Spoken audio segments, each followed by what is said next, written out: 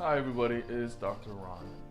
You're live on Facebook with me right now. If you're watching this on replay or any other channel, if you don't know me, my name is Dr. Cheng Ron. I'm an internal medicine physician, and I am the co-creator of the Diabetes Reversal Plan and the co-author of the ultimate guide for type 2 diabetes reversal. So I'm going to jump right into it. How is it that you can reverse diabetes naturally, right?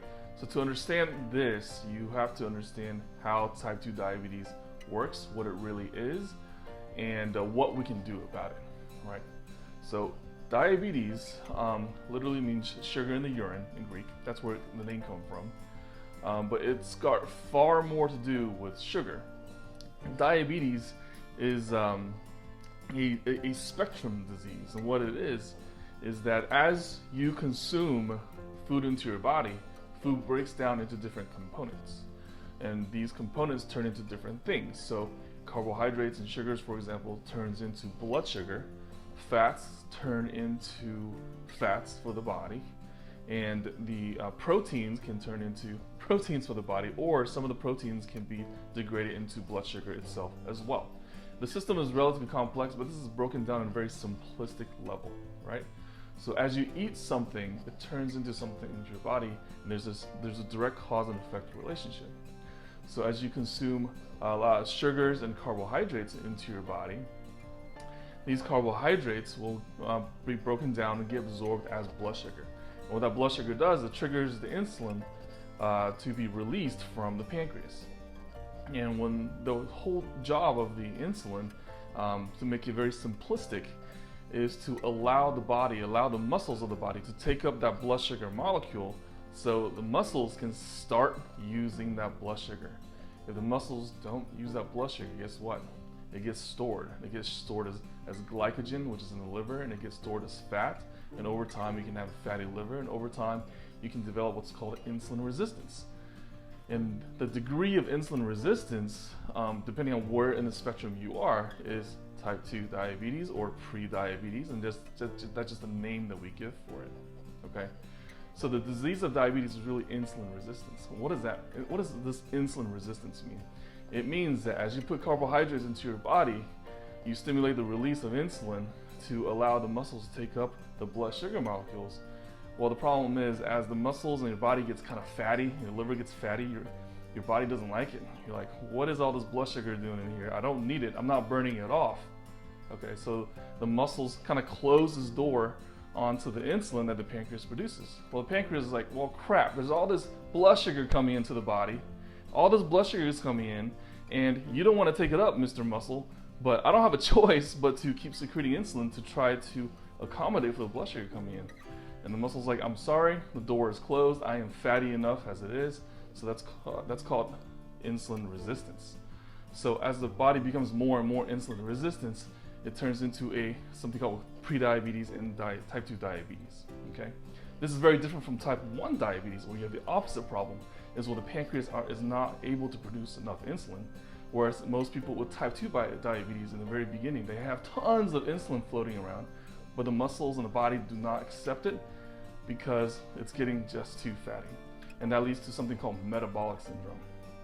And what metabolic syndrome is that it's associated with prediabetes, type 2 diabetes, it's associated with obesity, and the body really doesn't like that, okay?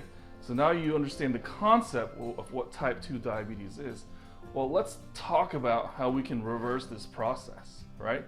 And if I told you earlier that as you eat carbohydrates, it stimulates the pancreas to release insulin, and so the muscle becomes really resistant. Well, you can do two things. You can attempt to decrease the amount of insulin that the pancreas produces by eating less sugars and eating less starches and carbohydrates, or you can use all that blood sugar, right, in the form of exercise, all right? But in what I found, especially in my plan, is that it all starts with food. It always starts with food, and I'll tell you why in a second.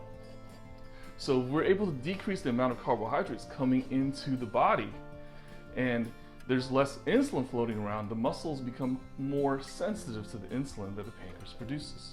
If there's less insulin coming around, then the liver will start depleting its stores of glycogen. And glycogen is basically carbohydrates that's stored in the liver.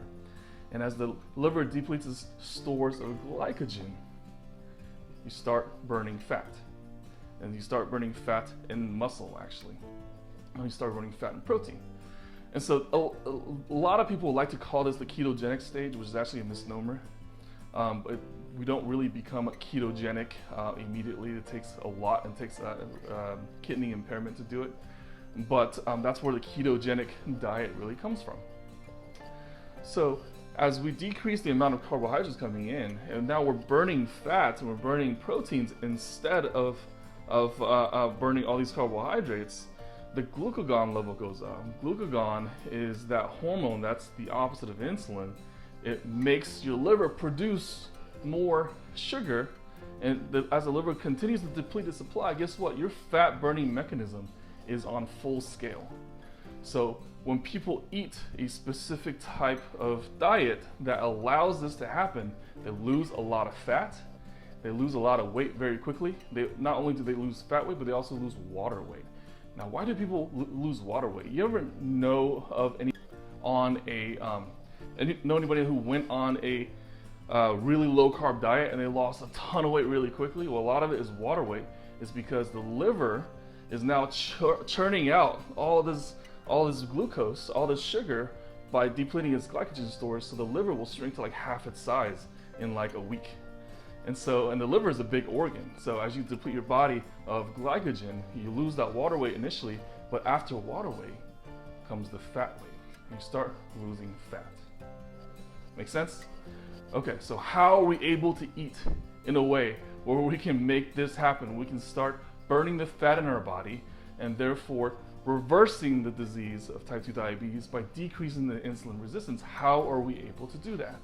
And we're able to do that by reorganizing and recategorizing the way that we eat. So how do we recategorize? And so the categories are really well documented in my eating plan that I have. That's with this post on my website. That's with this post. And these categories, and I'll tell you what they are.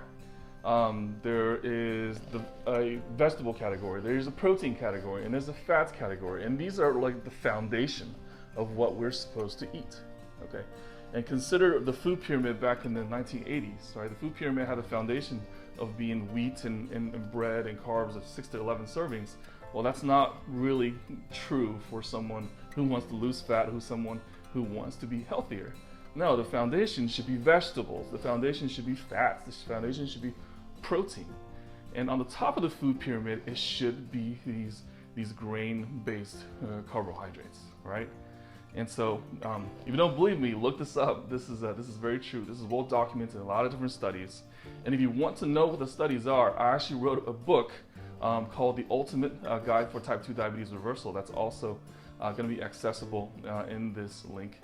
And it tells you all the studies that we've used to really come together to form this food plan. So I told you the first three categories are vegetables, proteins, and fats. And the last three categories are a combination of different glycemic index based carbohydrates. So what is a glycemic index? Glycemic index is very basically how much carbohydrates and how fast carbohydrate is released in a specific food. And so we use this information to figure out how fast the blood sugar is released and how much blood sugar will be released over a certain time. And so the recategorization of food is not really only good for diabetics and pre-diabetics. The recategorization of food is really for those people who have metabolic syndrome, who are obese, who want to lose fat, right? But here is one thing that people never considered when they start a diet, and that one thing is human nature. Okay, so what is a diet by definition? A diet is some short-term eating plan that people go on and then they get off of it later on, and that's what a diet usually is, right? But that kind of defeats the purpose of how you're supposed to change your lifestyle. And my philosophy is, if you can't change something for good, then why change it at all? And so the people who start diets, they have a short-term goal. My short-term goal is to lose X amount of weight in 21 days. I don't know why people love 21 days. That's a number that's thrown around, right? I want to lose an X amount of weight in 21 days. But how are you going to keep it off? And most people have a hard time keeping it off. Why? Because most people do the number one mistake that most people do is calorie restrict, right? People try to lose weight and lose fat by calorie restriction. It only works temporarily, but over time, it decreases their metabolism. So why is that? When people calorie restrict, what happens is they get pissed off. They get hungry throughout the day and they start making bad choices. And I have patients coming to me like, "Doc, my sugars are sky high even though I didn't eat anything for the last 24 hours. I was like, "Well, what did you actually eat?" She's like, "I had a couple of peanuts and half a donut, but that's it throughout the entire day." I was like, but you had half a donut." He's like, "But doc, that's all I had for the entire day." Well, here's the problem. The problem is that starvation sends a signal to the hormones of the body to release some stress hormone when someone is under stress, which is cortisol hormone. And that cortisol hormone will elevate the blood sugar by cranking it out through the liver. And that's why people get higher blood sugars when they're stressed and they're not eating enough and they get really pissed off and then they make really bad decisions for themselves. The other factor is that this guy ate half a donut. Even though he ate half a donut over the last 24 hours, his blood sugar is still high because you have all that stress hormone coming out. And not only that, the body doesn't have protein to digest. The body doesn't have enough fat to digest.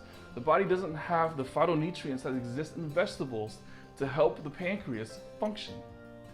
And so most people who are obese and most people who are fatter are nutrient deficient, right? And they're nutrient deficient is because they don't get enough of these antioxidants, these phytochemicals into their body. So what is the solution? The solution is if you're calorie restricting and trying to lose weight, and if you're type 2 diabetic or you're pre-diabetic, you're doing it wrong. You do not want to calorie restrict. Instead, you want to make sure that you eat enough phytonutrients from plant-based foods and enough proteins from meat and fish and eggs and beans and enough fats from avocados and olive oil, raw olive oil, never cook olive oil by the way, raw olive oil, and these are the things that help support the body, and these are things that people should eat first before going to eat other things, right? And so in my eating plan that I have with the link that's with this video, it takes into account all of that. So in the first 3 sections, you have the vegetables, you have the meats and proteins, and you have the fats, and they're unlimited portions because you should not calorie restrict. In fact, there's minimums that people should eat for those, and those are documented in the plan. And then the last 3 sections where all the carbohydrates are, those should be limited. And so I always say that humans have a really hard time restricting. From the time that humans wake up to the time that humans go to sleep, all we do is seek reward. Every second of the day we seek reward, right? And when we restrict something, when we have a restrictive mentality like going on a diet, it can never work permanently because that's not how we're made. So instead of a restrictive eating plan, let's make it an unrestricted eating plan and eat as much as the food that we want of a specific plan. The old idea of calories in and calories out of permanent fat loss, that does not work, okay? It works in the short term, but over time, the body, if you calorie restrict long enough, the body's metabolism will slow down. The amount of calories that the muscles will burn, and not only that, the actual muscle mass will decrease so that when people get off their diet, they become even fatter.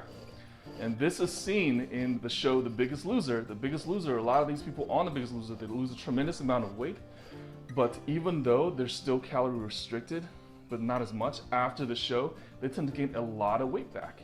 And they gain a lot of weight back because they're nutrient deficient and their metabolism has slowed down with the calorie restriction. So it's a whole spectrum of different things on how to reverse diabetes. But I'll try to break it down very simply. If you want to know how to reverse type 2 diabetes and diabetes, download the plan. It's free, by the way. Click on the link, enter your name, enter your email. It's completely free. The plan takes into account recategorization of food, human nature, and the fact that there's no calorie counting or carb counting in this plan because simply we cannot we cannot do have a restrictive mentality for the rest of our lives. And the idea behind eating is that you want to do it in a way where it's permanent. Then this is how you do it, right? And so, thank you for listening. But I'm going to take some questions. Georgia Garcia, is it Benavides? I hope I pronounced it right.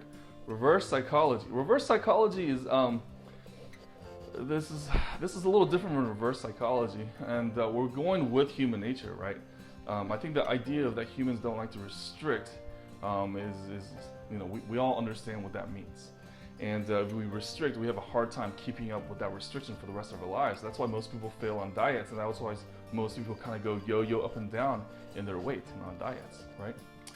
Gabriel Garcia, how bad is it to drink beer if you're pre-diabetes? It's actually very bad.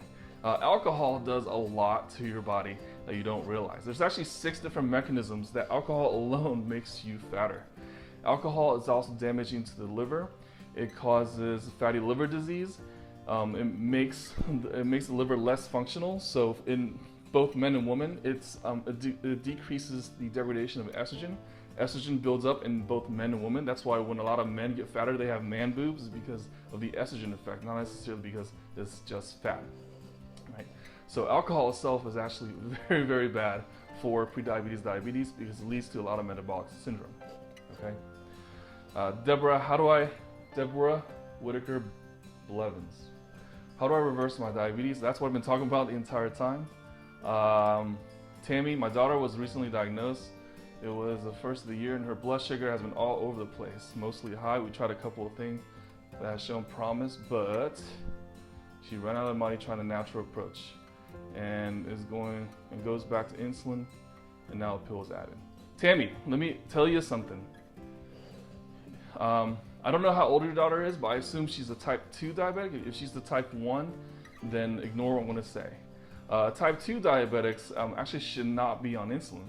If you think about it, earlier I said that type 2 diabetics, when they eat food, the body releases insulin, and the body becomes more insulin resistant. So if you're injecting more insulin to your body, you're just worsening the disease of type 2 diabetes, right? And so as far as insulin goes, I do not think that type 2 diabetics should be on insulin. I think it should be an eating approach and oral medications if it's really bad. Okay, and you said that she feels worse on insulin. Well, why do people feel worse on insulin? Insulin causes people to gain weight because if you inject too much insulin, your blood sugar can go low at different times, which is actually very dangerous for you. And every time the blood sugar goes low, you tend to all of a sudden crave sweets. And you tend to all of a sudden eat all these different things just to keep up with their blood sugar. But their blood sugar going too low is actually a lot worse than just a little bit of elevated blood sugar. So that's why she feels worse on insulin, most likely. But I would defer to her physician to make that assessment because I have not seen her. Let's see. There's a lot of comments. Thank you guys for commenting. Miss Wilkerson, Augusta, Georgia. I was there a couple years ago. It's a beautiful place. Magdalena Luna, is it possible for somebody with diabetes to get pregnant? Yeah, absolutely. It is possible. But for those people who are diabetic, I really suggest reversing the disease and eating really right and eating clean before electing to get pregnant. So if you plan on getting pregnant, really try to control that blood sugar, because the blood sugar is damaging for the fetus. It can cause a lot of different issues, neurological issues. It can cause it can cause you to have a large baby, and that can be troublesome, especially if you're trying to do a vaginal birth and avoid a C-section. So, what is the name of the site to download? It's actually in the description of this video. So if you go into the description, but it's my last name. It's ruanmd.com. It's RUANMD.com/diabetes. Best food to eat for reversal. Kevin, I completely listed all the foods for diabetes reversal in my eating plan. It's free for download. You can go ahead and download it. You just have to click on the link that's in the description, and then it goes to my website, and you'll see the free plan. Once you hit that, you enter your name and email, You confirm that you're a real person, it's a real email, and it'll be sent to you. All right. Georgia Garcia, what about vitamin intake, especially vitamin candy form? So there's a lot of first of all, vitamins are made differently. A lot of multivitamins are not really well absorbed by the body because multivitamins by definition have a lot of vitamins in it. Each vitamin is absorbed in a different part of the gut. And if the outer coating of the vitamin is absorbed at the lower part of the gut, and the inner part of the vitamin is absorbed in the upper part of the gut, since it's coated in a reversed way, it may not make it all the way down. And so liquid vitamins are actually better in that regards, but vitamins do help with type 2 diabetes reversal. Most people who are type 2 diabetics or pre-diabetics have some sort of magnesium deficiency. Magnesium glycinate is the one I actually recommend for people. But that's a different subject, and I could talk all night about that. Tamara or Tamara, I don't know which one it is, Roker Knight. I also have a heart condition. Can I still use your plan? Check with your doctor first, okay? Most heart conditions, yeah. I don't know exactly what that heart condition is, but check with the doctor, check with the cardiologist before starting on this plan. And download the plan, put it on your iPad, put it on your iPhone or something, and just show it to them exactly what it is. And but generally, it's pretty safe. But do check with your doctor. Christy McDonald and Antonakos. Is that Greek? Christy, are you Greek? What about high protein, low sugar shakes? Yeah, that's actually fine. It really depends on the shake. It really depends on the quality of the protein. Depends on what exactly they use as a sugar substitute. Sometimes sugar substitute can be worse than actual sugar because of how addictive they are, because they're thousands of times more sweet than actual sugar alone. You guys have some really good questions. Having a lot of fatigue, do you think it would be diabetic related? Fatigue and diabetes go hand in hand. Fatigue, when something's wrong with your body, you're going to be tired. When something's wrong with your body, you're going to feel fatigued. And the worse it is, the more fatigue that you get. And that has to do with a multitude of things in people who are diabetic. It has to do with the estrogen levels being higher. It has to do with the cortisol hormones being higher. It has to do with stress. It has to do with poor sleep. It has to do with the higher the blood sugar goes, the more depressed and anxious somebody is. And that can cause them to fatigue. It's a lot of different factors, but it definitely could be related. Ms. Hilliard. Navaga is a Navaga angel? I'm on insulin and pills. Seems if we didn't eat carbs, it would go away. Okay, so it's not just carbs. So first of all vegetables are carbohydrates. All right, well let's get that straight. All vegetables are carbohydrates. The reason why vegetables don't affect the blood sugar as much is that these vegetables have a lot of fiber in them, right? And this fiber helps you digest and actually decreases overall blood sugar and cardiovascular risk. Now, having said that, let's talk about grains. Grains are a carbohydrate, right? Grains in the terms of wheat, rye, barley, gluten, stuff like that. These things, they're carbohydrates, and even though some of them have fiber, the grains itself may cause a lot of inflammation in the body, and that inflammation can worsen type 2 diabetes, increase insulin level, makes you tired, and not do well for yourself. If you're on insulin and you're on pills, understand that pills like sulfonylureas, like glipizide, glimepiride, these medicines can overshoot and make your blood sugar much lower, and therefore causes weight gain. Insulin can also overshoot, can make your blood sugars much lower, also causes weight gain, and that can be detrimental when you're trying to go on an eating plan. So check with your doctor before you start on this eating plan, all right? Okay. Stephen, how do I go started? Go to my website. The link is with this video. What sort of substitute sweeteners are the best? I don't think any sweeteners are good. The most natural one I would have to say is stevia. But sugar substitute, the problem with them, they're just so sweet. And what people don't realize that sugar substitutes do is that it stimulates your brain into thinking, well, there's sugar around, and then your hormones get out of whack, and you want to increase your metabolism, but really there's not enough sugar around. And then the body's like, oh, I'm kind of tricked. And then it kind of lowers metabolism, number one. Number two, sugar substitutes are so addictive. They're one of the most addictive substances on the face of the earth, much more than heroin, cocaine, and morphine, all this stuff like that. And so they can be pretty damaging. What goes on? You're on Tresiba and metformin. That's kind of answering the last question. I take. Hello, Connie. How's it going? From Gary, Indiana. Kathy. Kathy, if you signed up, you don't see an email, maybe your spam folder. Check out your spam folder, or there may be a delay. Sometimes there's just delay. Lauren Harding, you're metformin, 1,000 milligrams twice a day. Lauren, that's a high dose. I hope you're not having diarrhea, because that dose generally causes at least some diarrhea issues. Okay.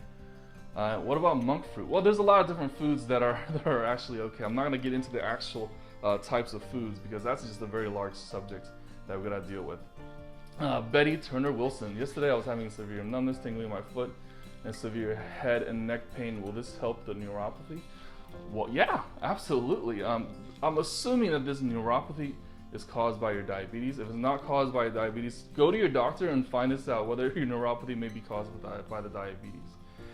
People who have diabetic neuropathy do gain a lot of their function back and have significantly less neuropathy once they're able to eat right, once they're able to get their hemoglobin A1C down, which is the average blood sugar over 3 months. Once that number comes down and that process is reversed, people get a lot of relief from neuropathy. But neuropathy is caused by a lot of different things, Betty. A lot of different things. Check with your doctor and make sure that you know what your neuropathy is caused by. That's a very important thing. Okay? Nice. Thanks for tuning in. There's a lot of people live on here, and I have to go. But thank you so much for tuning in. I really appreciate everybody's input. You know, go ahead and download my plan, check it out, and see how it is for yourself. I use this plan in my own practice. It's helped. You know, we have a little over 600 people on it right now. And they do tremendously well. If you click on the link, it will show some of the results that we've had in my practice. All right? Thanks a lot, guys. I appreciate it.